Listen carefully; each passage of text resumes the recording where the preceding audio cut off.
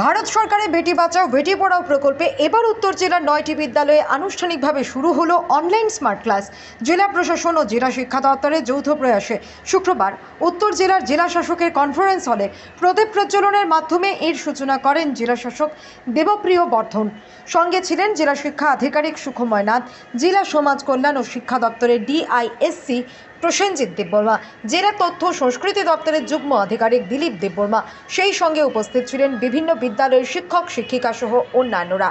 রাজ্যের ইনিশিয়েটিভ সেটা একটা ডিসকাশনের মাধ্যমে উঠে আসে। আমরা যখন বেটি বাঁচাও বেটি পড়াও ইনিশিয়েটিভ নিয়ে আমরা একটা ডিস্ট্রিক্ট লেভেল টাস্ক ফোর্স আছে, সেখানে আমরা আলোচনা করি যে কী ধরনের স্কিম, সেটাতে এমন একটা স্কিম সেন্ট্রাল গভর্নমেন্টের যেটার মাধ্যমে বিভিন্ন ফ্লেক্সিবিলিটি থাকে ডিস্ট্রিক্ট লেভেল বিভিন্ন ইনিশিয়েটিভ নেওয়ার ক্ষেত্রে। তো ওই ক্ষেত্রে আমরা বিভিন্ন ইনিশিয়েটিভ নিয়েছি। আপনারা দেখেছেন বিভিন্ন ধরনের প্রোগ্রাম হয়েছে ব্লক স্তরে, জেলা স্তরে, তো বিভিন্ন ডিপার্টমেন্ট সেটার সাথে যুক্ত।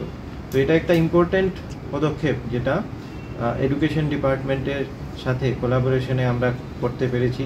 আর সবচেয়ে বেশি যদি ধন্যবাদ দিতে হয় কাউকে, সেটা হচ্ছে যে এডুকেশন ডিপার্টমেন্ট থেকে যারা এই ইনিশিয়েটিভ সেটা নিয়েছেন, আর সাথে শিক্ষক শিক্ষিকারা যারা এই ইনিশিয়েটিভের সাথে যুক্ত হয়েছেন, যারা ভলেন্টারিলি এগিয়ে এসছেন যে ওনারা সাবজেক্ট টিচার, ওনাদের যে নর্মাল রুটিনের বাইরে গিয়েও একটা সময় ওনারা দেবেন যাতে ছাত্রছাত্রীদের মূল যে লার্নিং গ্যাপ যেটা থাকে।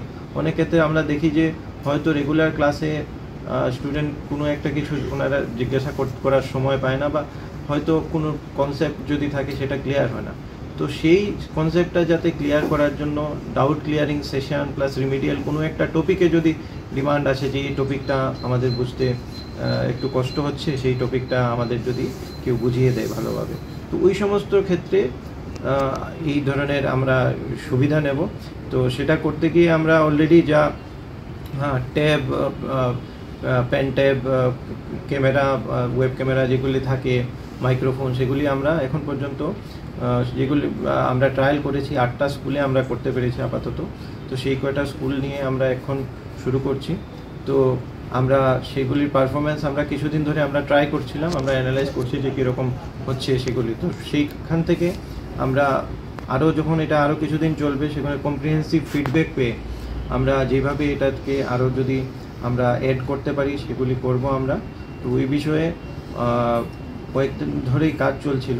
তো আজকে এখানে সমীরবাবু নেই, সমীরবাবু ওএসডি, উনিও এটা নিয়ে বেশ কিছুদিন কাজ করেছেন। আমাদের এখানে ডিআইএ বিপিন, তো বিপিনও এটা নিয়ে অনেক চেষ্টা করেছে, প্লাস আমাদের এনআইসির যারা আছেন ডিস্ট্রিক্ট লেভেলে, তারাও যে কানেক্টিভিটি নিয়ে যেই সমস্যাটা আমরা ইনিশিয়ালি ফেস করছিলাম সেই সমস্যাটা আমরা ওভারকাম করতে পেরেছি। তো এখন মূল কথা হচ্ছে যে এইটা যে আমরা এখন লঞ্চ করলাম সেটা মূলত হচ্ছে যে নর্মাল স্কুল টাইমের বাইরে গিয়ে